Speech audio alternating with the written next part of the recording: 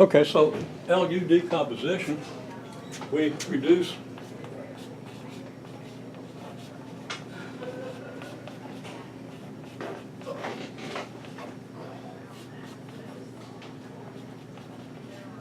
to upper triangular form. Okay? And that is, it's defined in your book, but we're going to have a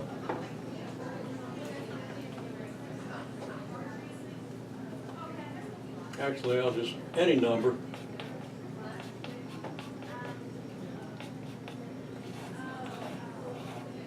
Like this, right? If it can be reduced to the identity, it can be reduced to upper triangular form. Okay?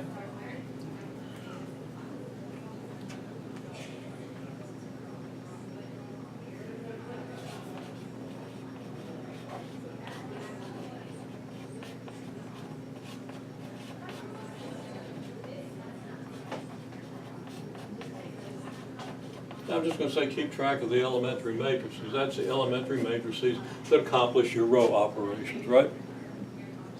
And I assume we all understand that. It's rather simple. You just have to practice it. But we keep track of the elementary matrices.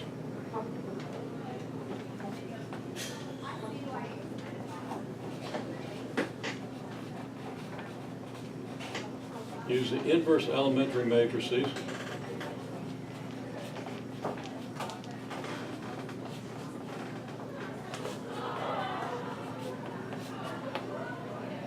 Find L.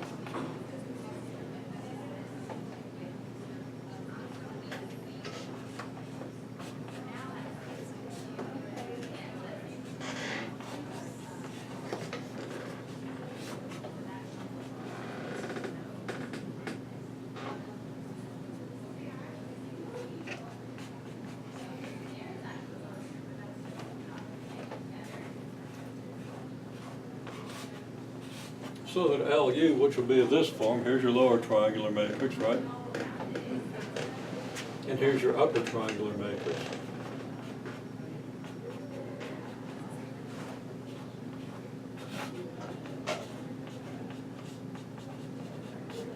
Equals your original matrix.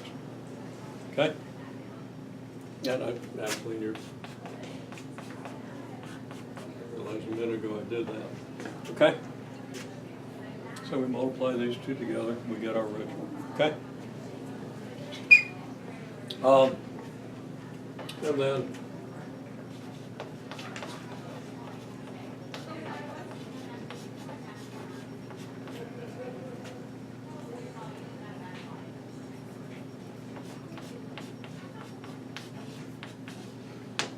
to solve LUX equals B, okay?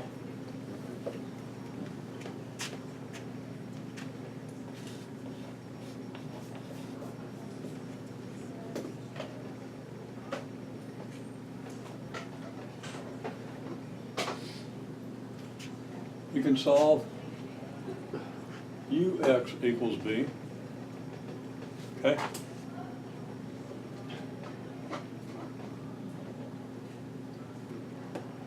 To find out, huh?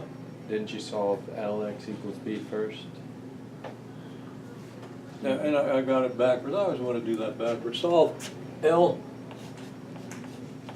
Y equal B, okay?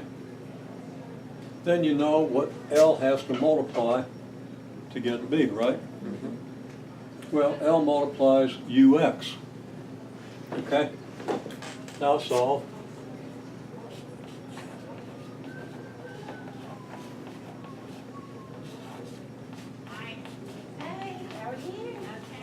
UX equal Y, okay? That's all it does. That's all it comes down to. So if you're having trouble with LU decomposition, I hope it's not because you can't keep track of the elementary matrices and their inverses, right? But if it is, you know, let me know about it. As I say, we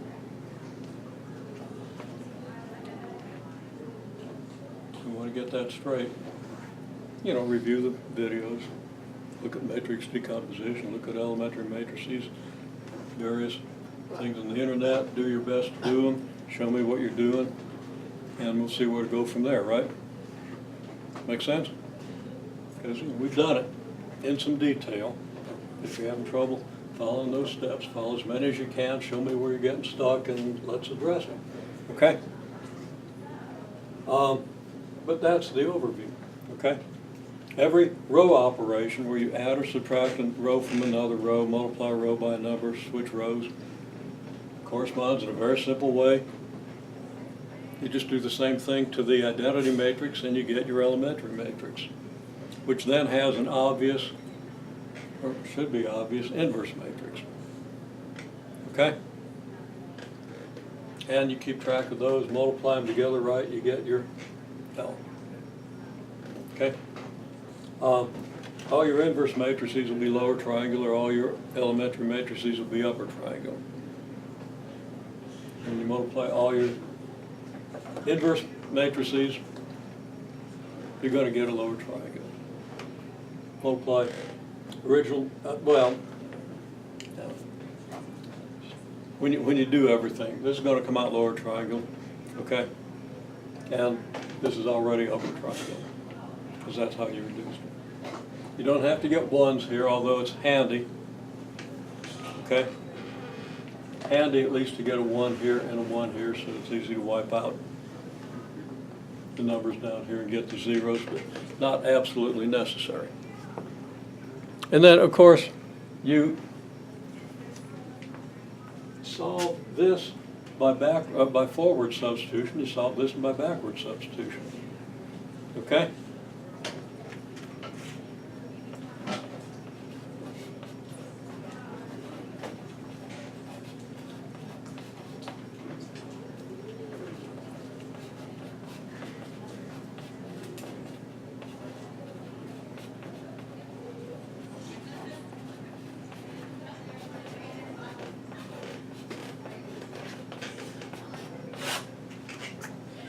So, there's several steps, but if you do a few of them,